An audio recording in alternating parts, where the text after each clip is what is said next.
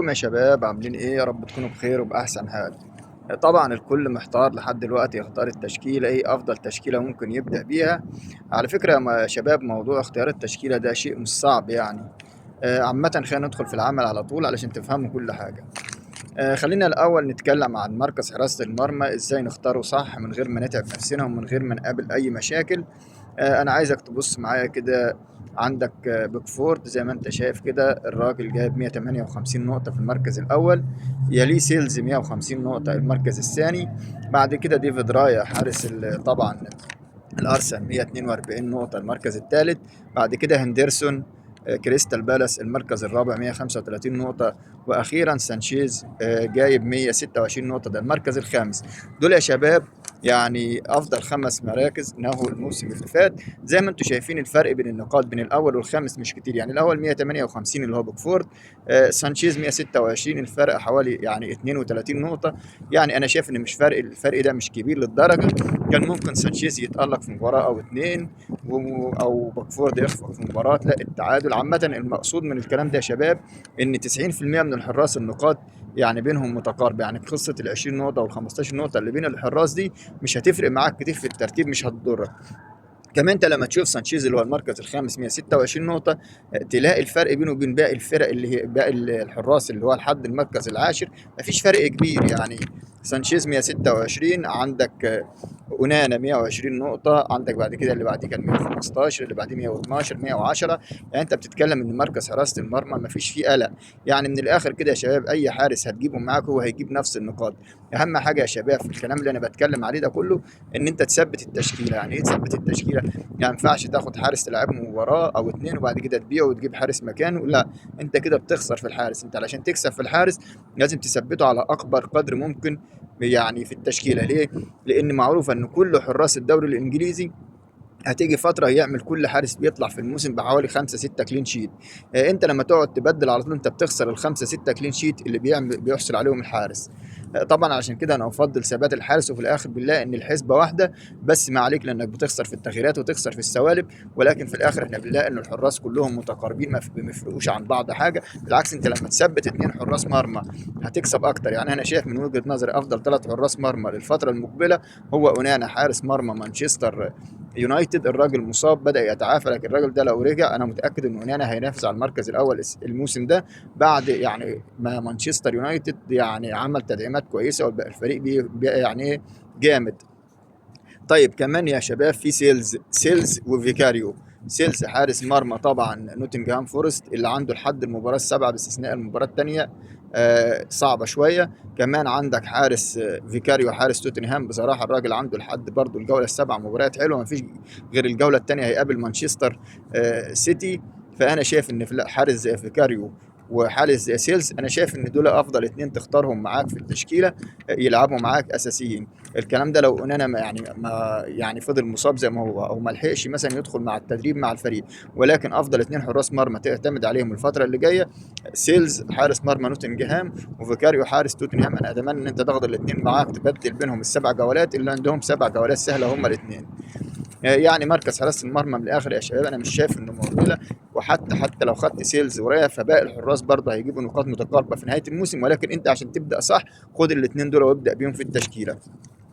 اما لو جينا خط الدفاع بقى وشفنا الترتيب الخمسه المتقاربين من بعض، اول واحد جيفارديول زي ما انتم شايفين جايب 153 نقطه، بعديه ارنولد 148 نقطه، لكن احنا شلنا ارنولد ده خلاص الراجل طلع من الدوري الانجليزي مش هيفرق معانا كتير. فبعد جيفارديول على طول ميلينكوفيتش 143 نقطه، بعديه على طول فان دايك نقطه واحده يا شباب 142 نقطه، منيوز زي ما انتم شايفين 134 نقطه اللي هو مدافع كريستال بالاس، وكيركز اللي كان بيلعب في بورنموث وانتقل لليفربول حاليا 133 نقطه. برضو زي ما انتم شايفين الفرق بين جفارديول اللي هو في المركز الاول وكيركز اللي هو في المركز الخامس حوالي 20 نقطه. على ما اظن ال 20 نقطه دي مش حاجه معضله عشان تخليك تحتار تختار اي مدافع يبدا معاك في الفريق. كمان مش كده بس يا شباب، عندك الفرق بين الاول والسادس 20 نقطه، وباقي بعد الترتيب اللي بعد كيركز اللي انت شايفه 130 هتلاقي عندك كوكوريلا 130، ساليبا 128، موريلو او اينا موريلو 127، اينا 125 ومدافع برونتفورد 123. يعني يا شباب النقاط بين المدافعين بتبقى متقاربه الى حد كبير، عشان كده برضو المدافعين انا شايف ان انت مش هتخسر فيهم كتير.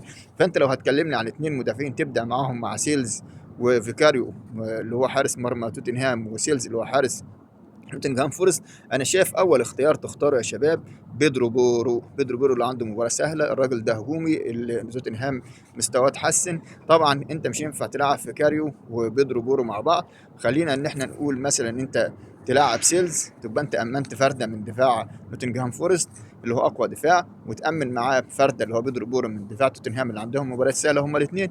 كده انت بدات التشكيله صح من بدايه الموسم. بعد كده يا شباب انت تاخد لك كمان فرده كويسه في الدفاع تكون سعرها كويس، يعني مثلا ممكن مع بيدرو بورو، يعني عايز تريبير، انا شايف الراجل ده هيلعب اساسي الموسم كله وسعره كويس. ممكن تاخد كوكوريلا. بعد كده ممكن تاخد يعني واحد زي مثلا، يعني انا شايف وان بيساكا في بدايه الموسم معاك هيجيب لك نقاط، لان اهم حاجه ضربه البدايه يا شباب. يعني احنا قلنا بيدرو بورو، خد معاك في فيكاريو، وكمان قصدي بيدرو بورو في الدفاع. وبعد بيدرو بورو زي ما قلنا اللي هو المدافع اللي عنده مباراة سهلة اللي هو وان بيساكا اللي هيلاعب ساندرلاند، وانا ما اعتقد هيقدر يطلع كلين شيت في الجولة دي. عشان كده خد يعني معاك خلي وان بيساكا وخلي بيدرو بورو هما الاثنين يكونوا اساسيين معاك في التشكيل. بعد كده اي ثلاثه انت شايفهم في مصلحتك خدهم معاك، مش هتفرق كتير. زي ما قلت لك الدفاع برضو مش هو المركز اللي بيجيب نقاط كتيره، بيبقى في الاخر الموسم النقاط متقاربه طالما انت هتثبت، يعني هتحاسب يعني او هتخلي التشكيل ثابت معاك طول الموسم. انما خط النص يا شباب هو ده اللي فيه بصراحه الفرق الكتير في النقاط. يعني احنا لو شفنا هنا عندك صلاح الراجل جايب 344 نقطه، يفرق 108 نقطه عن مبويمو اللي جايب 236. مبويمو برضه فارق عن بالمر بحوالي حاجه و20 نقطه، بالمر 214. لويس دياز 183، كونيا 178، برونو فرنارديز 174. ودول الفئه العاليه من اللعيبه، يعني صلاح بويم وبالمر اللعيبه اللي هي سعرها يعني يعتبر غالي شويه، جايبه نقاط اعلى شويه. لو بصيت بقى في باقي اللعيبه مثلا اللي هم في فئه 6 مليون وال7 مليون اللي كانوا بيلعبوا معانا، يعني سيميوني 165، روجرز 161، ميرفي 159، عندك برضو جاستن كوليفرت 158، وايوبي 156. فانا شايف يا شباب ان خط الوسط اهم حاجه تاخد معاك صلاح وبالمر في التشكيله. موبيبو نصبر عليه شويه لسه مش عارفين ظروفه ايه لما نشوف المباريات التحضيريه. اذا نزل اساسي مع مانشستر في المباراه التحضيريه خلاص موبيمو لا غنى عنه.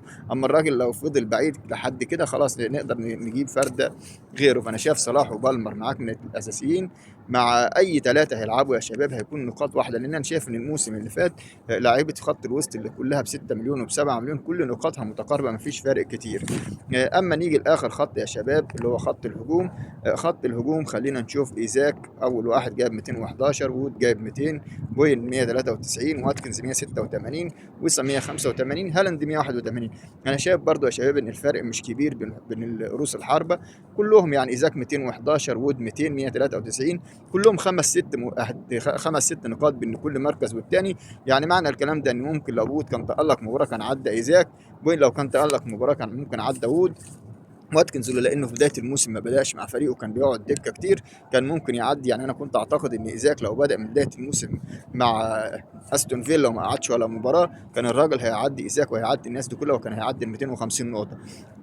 كمان انت لو بصيت للناس اللي كانت سعرها 7 مليون، ماتيتا 150 نقطة، راؤول 147، يعني الفرق بين راؤول وماتيتا 3 نقاط عادي، يعني كنت هتجيب ده زي هتجيب ده. ساندرلاند اللي هو وولفرهامبتون 145، الفرق بينهم نقطتين برضو.